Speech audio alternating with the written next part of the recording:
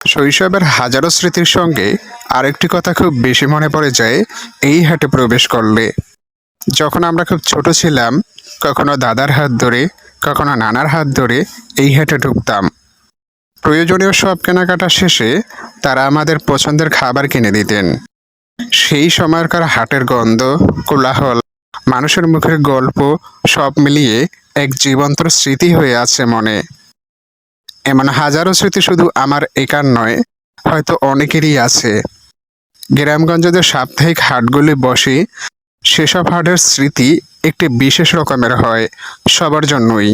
এখানে প্রয়োজনীয় সব কিছু, শাকসবজি, মাছ, মাংস, চাল, ডাল থেকে শুরু করে নিত্য প্রয়োজনীয় পণ্য, গৃহস্থালির জিনিস, এমনকি খেলনা ও কাপড় চোপড় সবই পাওয়া যেত একসাথে।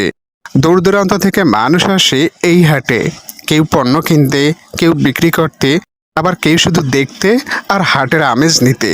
গ্রামের একঘেয়েমি জীবনে এই হাট যেন এক নতুন রঙের ছোঁয়া এনে দিত।